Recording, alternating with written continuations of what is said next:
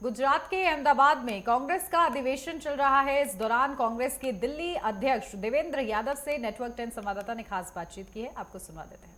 कांग्रेस के senior leader Devendra Yadav ji इस वक्त मेरे साथ हैं। सर, हमने देखा हाल ही में कहीं ना कहीं हरियाणा, महाराष्ट्र और दिल्ली में विधानसभा चुनाव जो संपन्न हुए हैं, जैसे नतीजों की अपेक्षा आप लोग कर रहे थे वैसा नहीं रहा है। अब इस अधिवेशन में कई मुद्दों पर चर्चा रही है। आगे जो चुनाव होंगे, विधानसभा चुनाव अनेक राज्यों में, वहां पर अलग से कांग्रेस नजर आए, उसके लिए क्या कदम आप लोग उठाए? देखिए, खास तौर पे इस बापू और सरदार की धरती पर जो आज हमारा एआईसीसी सेशन चल रहा है, उसमें विशेष जोर है कि हम अपने संगठन को कैसे बेहतर कर सकते हैं और उस बारे में सभी अपनी अपनी राय दे रहे हैं। मुझे लगता है कि यहाँ से एक नया रास्ता शुरू होगा।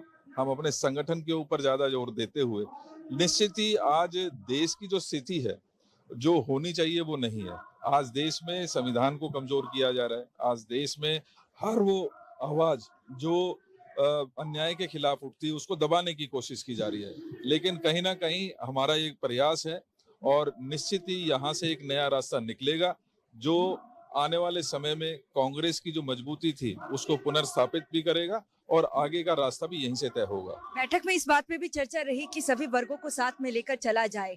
क्या इसमें ये भी चर्चा रही कि जो ओबीसी वोट बैंक है, कहीं ना कहीं भाजपा की तरफ भी खिसका है? नहीं, देखिए, हम हमेशा से सभी वर्गों को साथ लेकर चलते हैं, लेकिन जिस तरीके की disparity over the time OBC वर्गों के साथ, एससी और एसटी माइनॉरिटी के साथ, जो हमारे ट्राइबल्स हैं उनके साथ हो रही है, उसकी आवाज माननीय राहुल गांधी मजबूती से उठाते रहे हैं और आगे का रास्ता भी हम इन सभी वर्गों को उनका उचित प्रतिनिधित्व देते हुए, उनको जो उनके हक हैं, उनके हक की लड़ाई लड़ते हुए आगे तय करना चाहते हैं। कितने प्रस्ताव पारित किए जा सकते हैं सर, क्योंकि 2 दिनों का आज आखिरी आप लोग?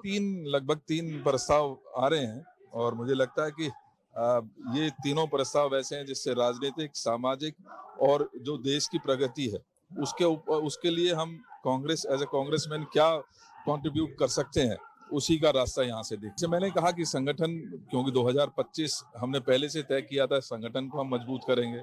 इकोनॉमिक पॉलिसीज जिस तरीके से चल रही हैं, जिस तरीके से अमेरिका लगातार प्रतिबंध कर रहा है, टैक्सेस लगा रहा है, उसके बारे में मजबूती के साथ आवाज उठनी चाहिए थी। कहीं ना कहीं वो गौण नजर आती है। तो जरूरत ये है कि हम एज ए संगठन जो देश के हित में होगा, हम उस आवाज को दबने नहीं देंगे। हम आवाम के साथ, हम लोगों के साथ मजबूती के साथ उनके साथ खड़े नजर आएंगे।